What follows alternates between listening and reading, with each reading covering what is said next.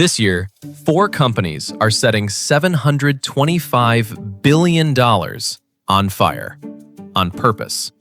That is enough money to run NASA for about 30 years. They are spending it on artificial intelligence. And so far, almost none of them have turned a profit on it. So let's follow the money, because somebody is getting unbelievably rich off this boom. By the end of this video, you will know exactly who wins, who loses, and why the bill quietly lands on you. To understand the AI money machine, we need to visit California in 1849. Gold was discovered, and 300,000 people dropped everything to go dig for it. Farmers, sailors, entire ship crews abandoned their vessels in San Francisco Harbor. Most of them went home broke after years of standing in freezing rivers. The people who reliably got rich were standing behind a counter. They sold shovels, pans, tents, eggs, and sturdy work pants to the miners. A merchant named Sam Brannan became California's first millionaire without digging a single hole. A tailor named Levi Strauss got rich selling miners the first blue jeans. The lesson survived 175 years. In a gold rush, sell shovels. Now swap the gold for artificial intelligence, and 1849 for this year. Everyone is digging, and one company owns the entire shovel store. That company is Nvidia, and it makes the chips that power almost every AI system. If you want to build serious AI, you buy their hardware, because there is almost nowhere else to shop. Last fiscal year, Nvidia collected $215.9 billion in revenue, up 65%. 9 of every 10 of those dollars came from data centers, the giant warehouses where AI lives. Its latest quarter alone brought $81.6 billion, up another 85% from the year before. Investors now value the company near $4.9 trillion, the most valuable business on planet Earth. Its CEO, Jensen Huang, co-founded it 33 years ago in a diner booth. His stake is now worth around $180 billion, one of the largest fortunes on Earth. But the shovel store has a supplier with an even better seat. Nvidia designs the chips, while Taiwan's TSMC physically manufactures nearly all of them. Last quarter, TSMC posted a record $40 billion in revenue, with profit jumping 77%. Jensen Huang described AI as, quote, insanely profitable for them.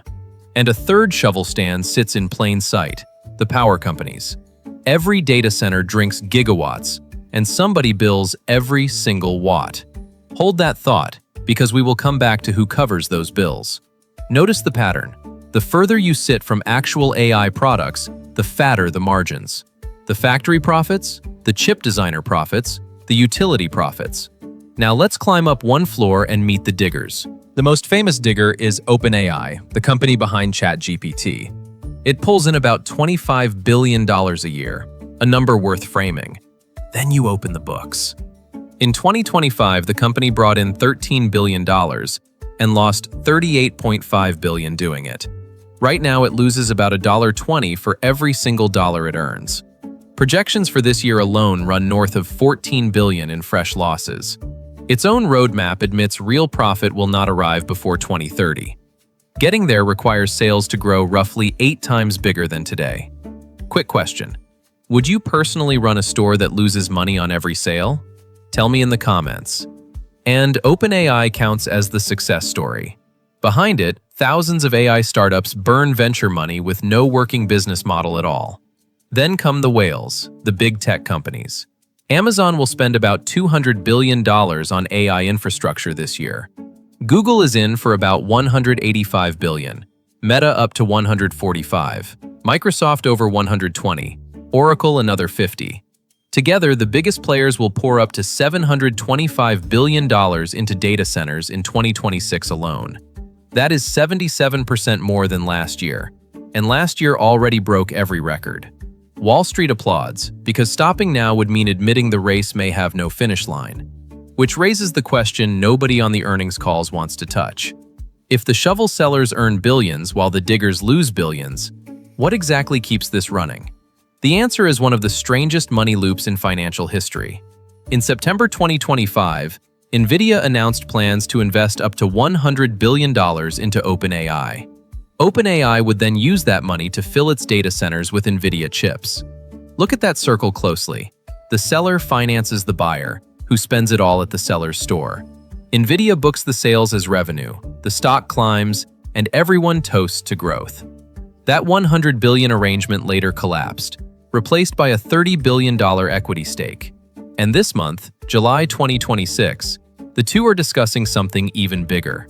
Nvidia may backstop $250 billion of financing for OpenAI's giant data center campus in Ohio, plus a separate plan helping OpenAI buy $350 billion worth of, you guessed it, Nvidia chips.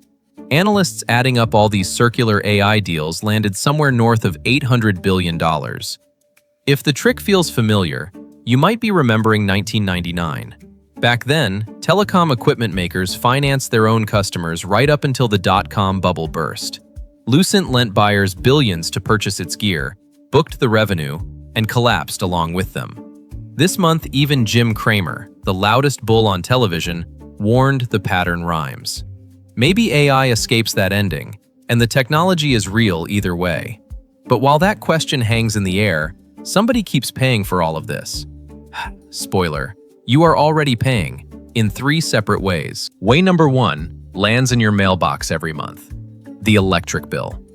Data centers are the hungriest new electricity consumers in America. Their demand is set to nearly double by 2028, reaching 12% of all U.S. electricity. Grid operators already passed $23 billion in extra costs straight onto public power bills.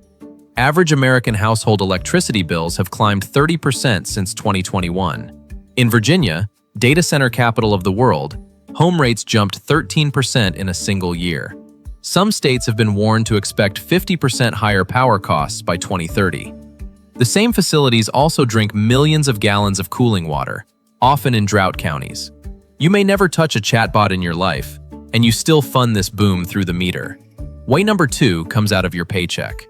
AI is now the single most cited reason for layoffs in America. Over 100,000 job cuts named AI as the cause in the first half of 2026 alone. Oracle restructured 21,000 people out the door while ramping up its AI spending. Meta announced thousands of cuts in the same year its AI budget tops $140 billion. By December, 37% of companies expect to have replaced at least some workers with AI. The savings from those pink slips flow straight back into the AI budgets we just counted. Way number 3 hides inside the companies you work for and buy from.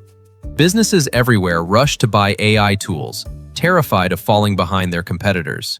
MIT researchers found 95% of corporate AI pilots produced zero measurable profit impact. Morgan Stanley found a measurable AI benefit in only 21% of S&P 500 companies. The rest quietly wrote off the spending, raised prices, or trimmed staff to cover the bet. And on top of everything, you hand over $20 a month for your own chatbot subscription. Add it up. Pricier electricity, thinner payrolls, higher prices, and a subscription charge on your card. Every one of those streams drains toward data centers, then toward chips, then toward one leather jacket. Let's line up the winners and losers of this gold rush, next to the one from 1849. Back then, the man selling shovels became a millionaire before any miner saw a nugget. Today, the man selling chips collected $215.9 billion, while his biggest customers lost money. Back then, the diggers paid with broken backs and empty pockets. Today, the diggers pay with $725 billion in spending and zero profit so far. And the town around the mine paid for everything else, then and now. Your electricity, up 30%. Your job, on a list a chatbot helped write. Your subscription, $20 a month. You are holding that receipt whether you ever use AI or not. So remember the one rule this whole story keeps proving since 1849. The digger might strike gold or go home broke, and the tool seller gets paid either way. Chips today, shovels in 1849, and something new in the next mania. And when the sellers start lending their buyers the money, like Nvidia and OpenAI right now, history says check the exits. The internet was real too, and its crash still dumped the losses on regular investors and workers. So here is your homework for the next revolution, whenever it knocks. Ask who sells the shovels, who signs the loans, and who gets the receipt. Answer those 3, and no gold rush will ever empty your pockets again. One more thing before you go, because this story connects to an older rule on this channel. Every crisis makes someone rich, and it is never you. This video right here shows exactly how that trick works, crisis after crisis. Subscribe if you want to keep following the money, because it only gets stranger from here.